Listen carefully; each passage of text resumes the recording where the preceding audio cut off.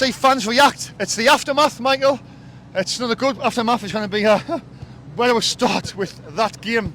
3-0 defeat. It's a bad defeat. It's Michael Beale's first game at home, and the fans... Couldn't have gone much worse, could it? Fans seem really angry, furious in fact. Very angry scenes when the third goal went in. What do we do now, Michael Bowers? Well, apparently blame Speakman and say that you don't like the truth because apparently you dare defend Speakman. But yeah, I know who I'm talking about there. But for me, every single one of everyone knows what I'm going. I'll get the forward thing out of the way first. Bar's chance, like I don't know if you saw it, but basically I can't remember who. Someone had the initial shot.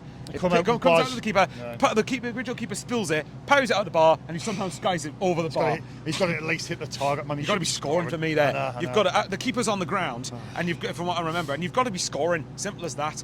And at the end of the day, you know, at the end of the day, yes, that's definitely an issue. But I'm starting to get very sick, and this is why I get so angry when people immediately have a go at Speakman or have a go at whoever else, because I'm not being funny. Can the players start waking up and actually start defending properly? Because the amount of terrible goals we've conceded this season, and it gets a free pass every single bloody time from supporters. Like, I'm telling you, off the top of my head, the amount of shite goals... Sorry, I'm letting loose here. The amount of fucking shit goals that we've conceded that don't ever get criticised. All 3 goals today, shocking. The second goal at Plymouth, shocking. The goal against Millwall, shocking. There's 2 goals against Huddersfield, shocking. The goal against Birmingham, shocking. Norwich, shocking. Second goal, Stoke, shocking. Leicester, shocking. And nobody ever points this out. Yeah. Hello, not everything's about going forward, you know. You've got to be able to do both sides of the game well. Well, we can't seem to score a goal lately. I mean, not saying that. Not even like keeping a clean sheet. Another one, Bristol City, the penalty. We didn't need to concede that. So come on, like, I don't care how young the players are. Like, no, come on. You shouldn't need to be above the age of 23 to know to be smart on the pitch. Like, we'll come back to that in a minute. I just want to mention this. I didn't really sort of think of this, but the last 4 coaches have all come and they've all been free agents, right? I mean, I'm looking at KLD here, right? And I'm thinking, what's this guy's intentions, right? What's his sort of... I mean, he's a young billionaire, right? I mean, you're getting Ipswich who's outspending us, yeah? In the Championship, you got other clubs. And they were a league below us last year. That's what I'm saying. Do you know what I mean? And I'm thinking, what's KLD's intentions? I'm not quite sure. Right, he appoints Lee Johnson. I don't know who made that appointment, and that was Stuart Donald. I'm sure he had sort of some say. It was on the verge of switching, wasn't it? So Lee Johnson, then you had Alex Neil, all free agents. Yeah. Tony Moore, free agent, and now Michael Beale, free agent. Yeah. Now I'm just quickly coming to Will Still. It was reported. Michael Graham of Twitter had said that. Is this the release clause or the compensation? Yeah, 5 million euros. That's how much it would have cost. So it would have been about 3.5 million. Why can we not pay that? I wouldn't be surprised, and I mean this probably won't happen, but I wouldn't be surprised if we thought we'll give Beale a longer contract just to satisfy him until the end of the season. But what we're going to do is we'll get rid of him in the summer and then go for Will Still when his compensation thing runs out. Because apparently next summer is when it runs out. The problem we've got then though is he can either go somewhere else or he won't want to come here. We don't know. But I'm saying that's going to happen. That's if that's true, by the way. That could be the case where in the summer Will Still's he's hot property. Everybody's going to want him, and then. Little old Sunderland, we missed out with Francesco Farioli. We missed out with him last summer. Farioli. So we're missing out with these managers because we're penny pinching KLD. Yeah. You know, show these fans, show this massive club that you're ambitious and you want to take us somewhere. This is where it seems like we're just absolutely penny pinching all the way. This is where now, if do you know what I mean? If it was, this is where we'll criticise Speakman actually. See, I can be nuanced with him. Point is, yeah, that comment really annoyed me. But anyway. With Speakman, right? If it was his decision, if it was his decision to not go and pay the compensation package for Will Still, which I personally don't think it would be, but I might be wrong. Speakman. If that was Speakman's decision not to pay that, then he deserves criticism. Well, ultimately, it's got to be KLD, Michael, because he's the owner. I'm agreeing with you because he's the owner. He appoints the managers. Oh yeah, exactly. Well, this is why another thing I keep on mentioning. That when people criticise Speakman, now hang on, why is everything got to be at him? Why don't people ever think, hang on, you look above him? KLD's the main man. I thought the book stopped with the ownership. KLD's the main man. He calls the shots. Well, exactly. I thought the book stopped with the ownership. Why is nobody saying that now? Having like Speakman as the you know, guy. Well, this is what I mean. So like, it's a possibility. But it is. But like, this is why I've never been sold completely on KLD because. for me, a lot of the good work that's been done, Speakman and Stuart Harvey have bailed him out. Recruitment's been brilliant. And I don't care what anyone says. That's not seeing the truth. That's fact. A lot of the recruitment has been very good under them. Yes, there's criticism with the striker thing, and they should be criticised for it. But then give them credit for the things they've done. Give them the credit for more things they've done right than wrong. Yeah. But again, in saying that, again, the Michael Beale thing, if that was Speakman's decision to appoint him, then questions maybe have to be asked there. Yeah. But I mean, again, I don't want this to detract away from the fact that the players should be ashamed of themselves today. They should be ashamed of themselves. I was kicking off earlier on before we're coming out. I was kicking off. I was saying, they down tools there. They give him, man. There was the. I was like, no, I don't care what age you are. You don't need to be aged. You don't need to be over the age of 26 to show desire. It's like you going to work. Us going to work. Sainsbury's and me going to fault, and then just going, oh. Thanks, just give away everywhere I work. I'm just going to canteen. Half-hearted, you can do the parts. I'll be you know what I mean? Shit up personnel. Oh, absolutely. Look, but to bring back to the top though, this is where for me KLD's got to start facing criticism, because I'm sure we'll get into the shambles of the Newcastle ticket allocation thing, and there's going to be obsessed Geordies in the comments going about it, but no, I don't care. This is factual. Like, from our perspective, that is an absolute disgrace the way that was handled. It was. But with KLD as well, this is what I've kept on saying for ages. Where I've criticised him is the stadium could do with a bit of work, if we're being honest. Refurbishments. Where's that gone? Why is that not happening yet? Not paying compensation for a head coach. Like, if you wanted Will Still that much, and they clearly must have wanted him enough to go for him. And I think he was willing as well. He was listening. Well, it sounded like he was. So if that's the case, then come on. Well, no, that's not Davison to be fair. The KLD for me is ultimately the person who's at the top, and he's just shockingly escaping a lot of the criticism for me. Well, like, absolutely a lot of the criticism. Mind. And this is why I keep on saying the things I do, because at some point we've got to start going, like you said earlier, what's your end game here? What's the end goal? I understand the model we're doing in terms of you get players in and you're not going around spunking loads of money, and I do get it, because if an injured Ross Stewart is costing 10 million quid, then then you can also say, well, Jerry Yates from Blackpool, he would have cost not much more than I think so. That just took a chance for that one. I think that he was the best striker in the league. They thought would put a bid in and was accepted, and it was a chance they took, and it's looking like now he could be he might not be. He's out for the rest of the season. He might not be the same player. It's gutting for him. Don't get me wrong, but that's where areas like that are where Speakman's done excellently. I'm not having anyone tell me different. That was an excellent bit of business to get that money. Absolutely, when he paid, what was it? 300,000. 300,000. 300,000, 2.5 20% goes to them, but still but even then, you're making like at least £6.5–7 million profit at minimum, aren't you? So, at the end of the day, that sort of stuff we do well. But again, it comes back to my point. KLD's been bailed out, in my opinion, through a lot of the things that these guys have done. Stuart Harvey and Speakman and Harvey have done superbly, absolutely superbly in terms of recruitment. Again, well, Stuart Harvey's done excellently. Speakman's done very well. Again, striker thing is something we can point at, but in general, there's been more good work done than bad. But with KLD, though, again, like I said, that needs work. If you're not going to pay compensation for managers, then what's the point there? And like you said earlier, the model we're doing, I like it, but even I've said, what we're doing for me should be a means to a progressive end. I think Michael Graham put it on his. I like Michael Graham actually, but one of the things he said was that this model should be a means to a progressive end. Come and say hello. Hi. Hello. I watch you and I watch you. Oh, thank you very much. Merry Christmas. Sunderland, we didn't have a good day today, but we'll love you still. Sunderland till I die. There you go. Love it. Merry Christmas. Merry Christmas. Stay safe. Stay safe. Take care, love. Yeah, what a way to say Merry Christmas by losing 3-0 at home to Coventry. I think they've had something to drink, but fair enough, but at the end of the day, the model has to be the means to an end that I said loads of times before, and for me, the means to an end should be, and people can laugh at this, but I don't care, I think I'm right, the aim should be to replicate what Brighton are doing. Of course it should be. Sorry, for a club of our size, don't anyone tell me that is delusional or arrogant, because it's not. If Brighton can do it, if Brentford can go where they are, then we should be able to. But the point is, we then have to, it leads on to the point off the pitch as well, we need to stop acting like, with all due respect to them, Hartlepool are probably ran better than we are. And the sad thing is, I'm half joking, but I'm half not. I mean, if you get onto it, off the pitch, Steve Davison needs to do one. For me, he needs to be sat. He's been so damn lucky that we have been doing well on the pitch up until this point. And how we're doing off the pitch has masked a lot of off the pitch issues for me. Should you want to get on to it? The Newcastle. Because we can't not mention it. It's 6,000 tickets has been allocated, Michael. I know, obviously, 15% in the FA Cup rulings, you've got to give the club 15%. Now, what our thing here is, you're going to, no matter where you put them, if you're going to have to give them more tickets, you're going to upset no matter where you put them. But Northumbria Police back in the unit say, well, hang about. I'd be very surprised Northumbria Police agreed to 6,000. That's what I'm saying. Why could they not say, look at 2,000, that's it. And if that's all they're getting, and I don't care what their fee is, well, just not police it. And then if you kind of police that game, there's going to be just fights everywhere. They wouldn't be able to run the game. Oh yeah, so absolutely. The Northumbria Police got the away fans banned before. It was in '97. There was no fans in Motor Park. When the Newcastle come in and we went to St James Park, there was no fans in. If you want to so they call the shots. If you want to compare, if you want to compare it to another derby, for me, one of the most intense derbies in the world, Rangers Celtic. What have they been doing recently? Not letting any away fans in the stadium at all.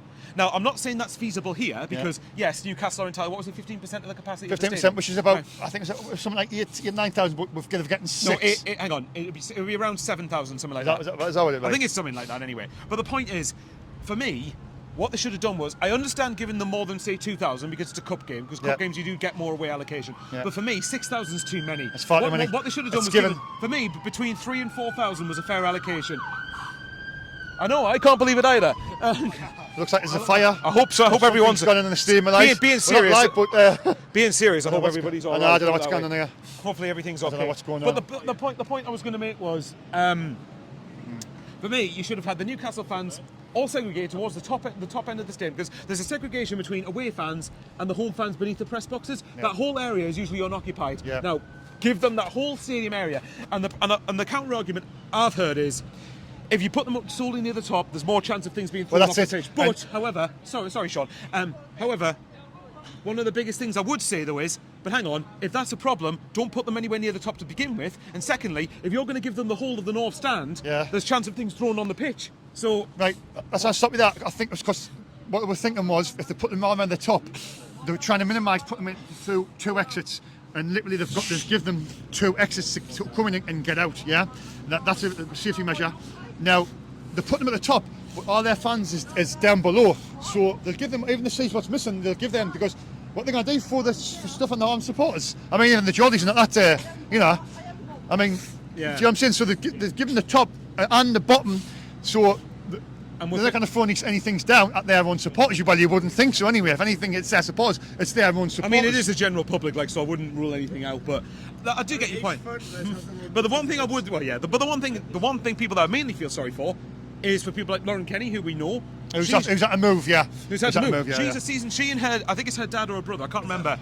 Granddad, there you go. But there you go, that's even worse. Lauren Kenny, who we know, and her granddad have season ticket holders in the North Stand, and basically what the club's done is spat in their faces and gone, oh, by the way, we're going to boot you out there because of money, because of the rival Newcastle fans taking your seats. And by the way, I'm sorry, if KLD has sanctioned that is disgusting, because he does not realise how big this game is for Sunderland fans. Got the Black Cats bar as well. Exactly. The Black Cats bar as well. Exactly. That's even more of a disgrace. And I'm not going to pretend to speak for every Sunderland fan, because I obviously don't. But I think a lot of people would be rightly disgusted at that. This is one of the biggest derbies in the country. Look at where Newcastle are now. Do we really want them to have as much of an advantage in our own bloody stadium? You didn't give them any advantage. No, I'm sorry. Whatsoever. KLD, whoever's sanctioned this off, has got to look at themselves. They've spat in the faces of loyal supporters. And let's see something there before thinking. Didn't give me that. Well, you've got to give 15%, because, like I said earlier on, the Northumbria Police banned Sunderland fans and Newcastle fans in '97. They banned them. So they cut that crap out. They could have easily said, you're not getting any fans, so why not just give them 2,000 fans? And for the sake of balance as well,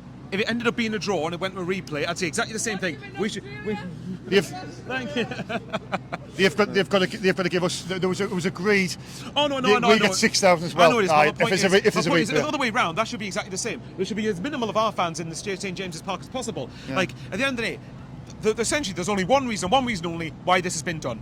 Cost, money. That's all it is. Absolutely. And this is where, for me, again, whoever sanctioned this off has got to ask themselves in the mirror: have we done this with the interests of the supporters in mind, or money? Now, hang on. How much more money do we stand to get from having Newcastle fans in the North Stand as opposed to Sunderland fans? How much more money is it? I mean, come on. Did people really honestly think this game wouldn't have sold out from Sunderland? It's those banners today.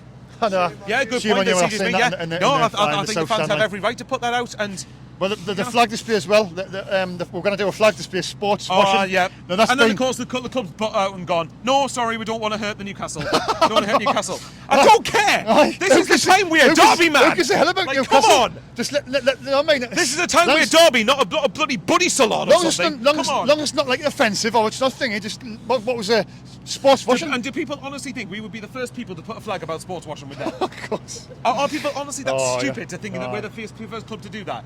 Go across since Newcastle be taken off. I bet you there would have been loads of people, loads of clubs who have probably had a flag or some sort of display against sports washing. I'm really dreading that day. I'm thinking about it now. I'm going to have sleepless You're nights. right. I don't care about Newcastle's away form. If we play like we did today, we'll get absolutely battered. You know, we will get battered. And as you said earlier, we were just talking earlier off camera that if those players, I don't care what you say, oh, the players have to be convinced by Beale. No, fuck off. I'm sick of that, right? If they dare perform like that against Newcastle, yes, we accept they've got a superior team, which is embarrassing in itself, to be honest, but they've got the better team. But if we lose and they do dare not put up a fight, the fans will not forgive them for that. Never ever. They'll never let down, mate. Look, it's the biggest game we're having a derby for 78 years, and all we want from them players in that day is just to give 100. If we lose because of superior quality, then that's one you can live with that. You can live with that. I mean, fine. I can't accept it, but I can stomach it easy. Yeah. I can find it easier to move on from that. But if I watch any of those players dare shirk that day, then they've lost respect from me completely. But anyway, Michael, I think we're getting through just about everything there. Would you say? We'll talk about the game. Obviously, the atrocious performance, really. Michael Beale, I mean... Michael Beale, yeah, haven't we talked about Michael Beale, haven't we? Yeah, it's not... Again, I'm not inspired by it, but, I mean, if he ends up being, well, shite, then he's probably going to be out the door soon enough anyway. Some of the supporters saying that, then it could be the quickest... It could be the quickest manager, coach we've ever had. It could be sacked. It's similar to the likes of like Colo Torre at Wigan last year. I think he got appointed something like November time last year, or October time, whatever it was, when Liam Richardson got sacked, and he didn't even last long after the new year. No. For me, right, Michael Beale. I mean, if we're going to go on about this Michael Beale being the cheap option, then why didn't we just give it to Mike Dodds for the rest of the season? That's what I'm saying. Why don't we just do that? Surely appointing Michael Beale's more expensive than having Mike Dodds. I don't understand that. But at the same time, but again, if it is the cheap option, which you could argue it is because he's a free agent, then who's it going to be looked at? Kyril Louis Dreyfus. That's who.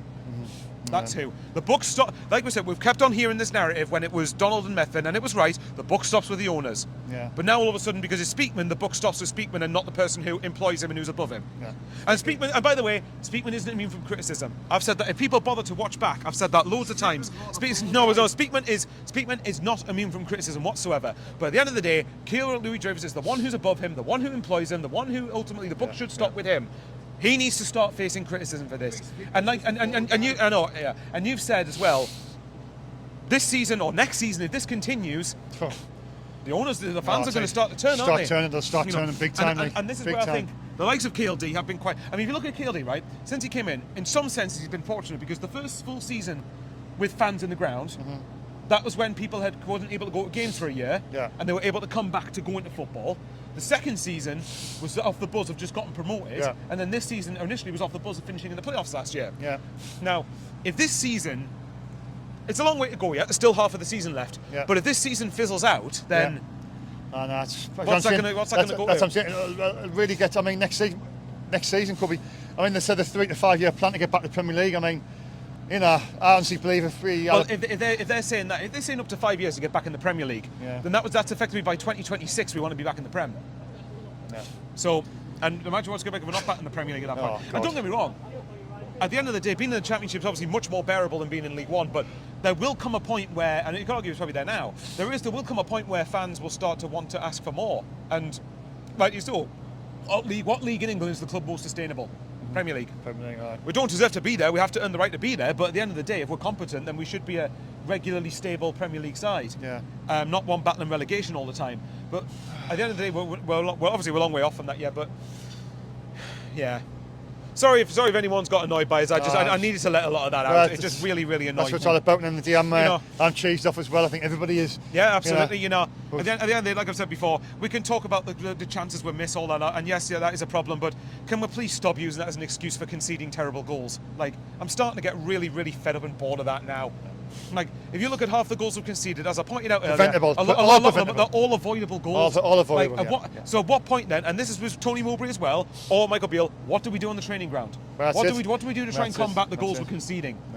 Because we're clearly not doing something well enough if we keep conceding goals like that. It's typical Sunderland to keep a clean sheet against Leeds and then lose to 3-0 at Coventry. Unbelievable. Mike Dodds is in charge then. As I said, well, why if you can't get the manager, the coach that you want, why don't you just get... Give it Doddsy to the end of the season. I've been seeing early on as well. I thought it was Michael Beale's first game. It was Bristol City. That Dodds was still in charge then, wasn't he? Yeah, Michael Beale was officially appointed on Monday, I think it was. No, but I thought... The thing with Michael Beale, if I'm going to try to be balanced, the thing with Michael Beale is, at Rangers, the system there was completely different. The system there was he was manager, not head coach. A lot of the criticism of him was involved was recruitment. Yeah. But what that's then going to do is it's going to expose his credentials as a coach here, because he's got nothing. He can't fall back on I had to recruit the players, I had to do this, I had to do that. His remit will purely be with the players and coaching them, and time will tell how good that's going to be or bad it's going to be. Always a pleasure, Michael. Merry Christmas, everybody, from me and Michael. Go and subscribe Michael Bowles. He's nearly a 5k, aren't you, Michael? I'm at 4,850 something or other. He's very close. He's getting there. So Merry Christmas from me and Michael, and we'll see you on the next one. Yay. Take care.